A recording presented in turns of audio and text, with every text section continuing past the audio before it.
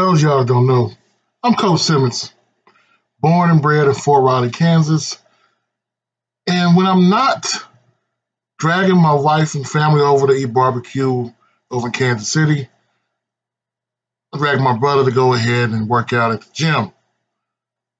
But I'm going to try something right now that you were tired of hearing. We're going to talk about the FCS playoffs.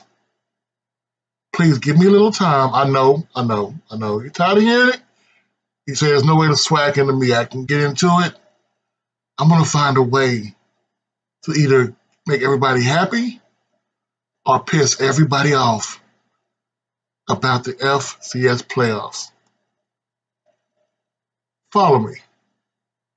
Oh, first, give me a like, share, and subscribe.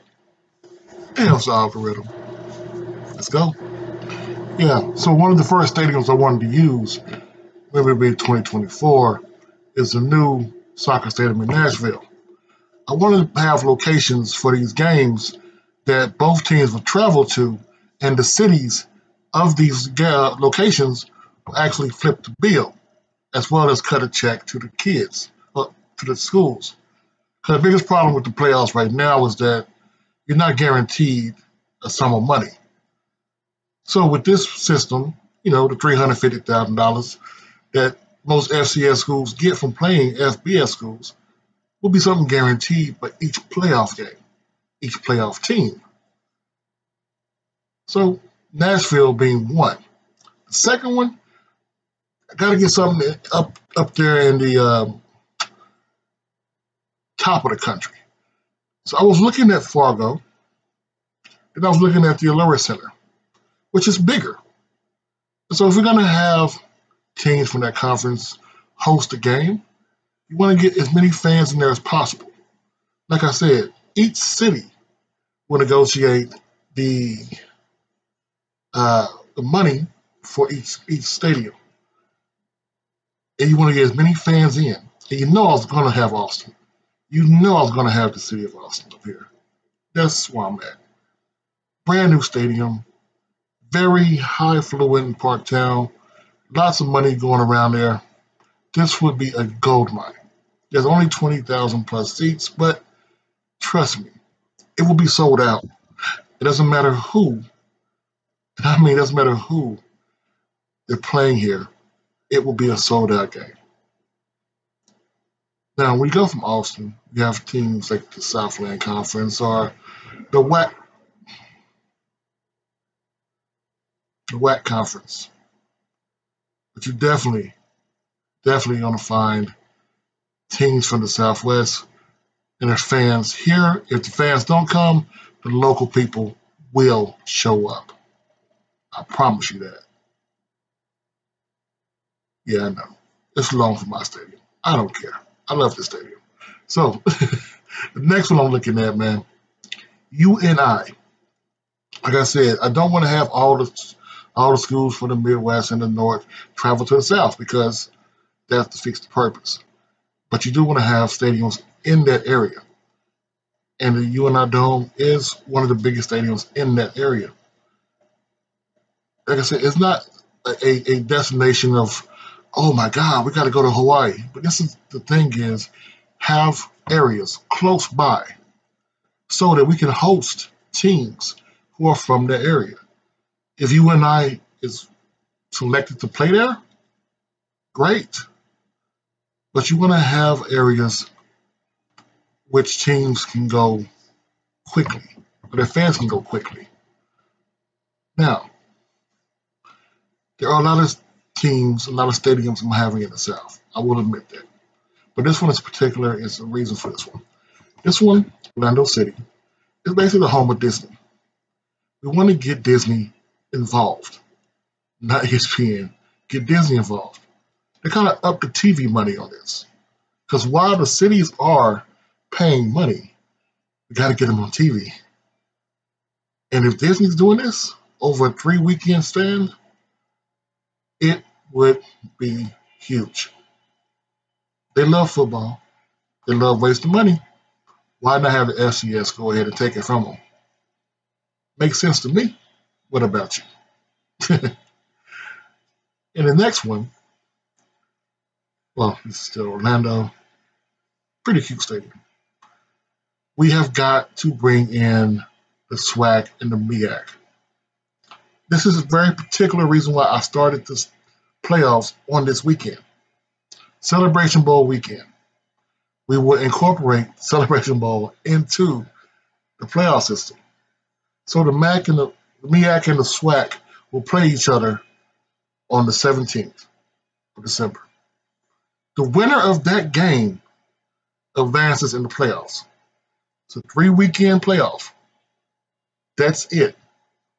We're not playing anything. 3 weekends and we're out. So there's no excuse for lack of revenue or lack of money being made. You made it here. Now, St. Louis, Missouri can also bring forth the same kind of revenue. It was very hard to find a stadium in the Northeast that can withstand the cold. Didn't want anybody out there playing in the snow. And I do understand there is Syracuse, but I think St. Louis is a better option. The city is more behind. Yes, it's far from New Hampshire, but I live in New Hampshire. Trust me, I would rather go to St. Louis for the wintertime than to go to New Hampshire and play football.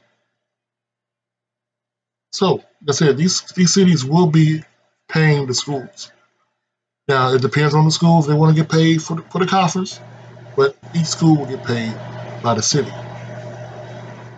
which will help bring in revenue, which is what we all need at this point in time. Another thing I wanted to bring in, we got to have something on the West Coast.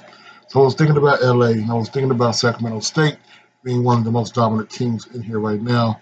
I don't want to have it at Sacramento State Stadium, which is why I didn't pick North Dakota State for their stadium in the Midwest. But San Jose has an Avaya Stadium, which is now called PayPal Park. It's the most connected electronically and internet accessible stadium in the world. This will be a great venue if you have schools like Eastern Washington, Sacramento State, those teams from that region to get out of the cold. Well, Eastern Washington, get out of the cold and come down and play. Like I said, the cities looking to get more revenue will be able to generate revenue for visitors. Now, this is my failed attempt on giving you some graphics, giving you a visual aid. Now, I do apologize. I'm not the best person when it comes to computer graphics. That's not what I went to school for. So we're going to work with me here, okay? I'm trying this out. So all of these games can be interchanged. They can be different regions, different venues, except for one. The one that cannot be changed is the Celebration Bowl. It will not be changed one iota. It will be the MEAC versus SWAC, hands down, every time in Atlanta. Everything else can be changed. Whew, now that's out of the way. Let's see how this is going to work. This is basically, like I said, a rough draft. This is not something that's finalized. This is not what I think is going to happen. This is what can happen. A lot of people will give you complaints about, well, the playoffs are not something viable, but they don't give you any options other way. So I'm going to incorporate everything into one.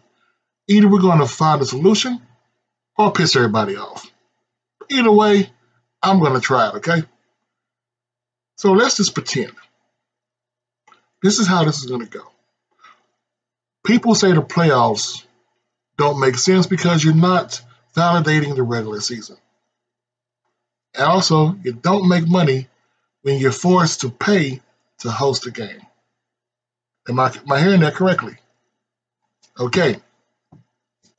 This is how we get all that done in one time. So, I'm going to use Jackson State, and I believe I'm going to use North Dakota State as examples. If y'all don't mind? Okay. So, Jackson State is in the SWAC Conference, Southwest Athletic Conference. North Dakota State is in the wonderful, wonderful, wonderful It was the Missouri Valley. Yeah, Missouri Valley Conference. This is how this will work. Say this year, right? The MEAC plays the SWAC. And MEAC, I know the SWAC hasn't won in a lot of years. Let me finish the example before you start typing. Well, we beat the SWAC ass all the time. Let me finish, okay? So, let's say Jackson State wins Celebration Bowl. They have the higher ranking. They will be hosting the winner of the SoCon, the Big South. So let's say the Valley, North Dakota State, they win. Gets at large. Because you're going to have every conference involved, and you're going to have at large teams.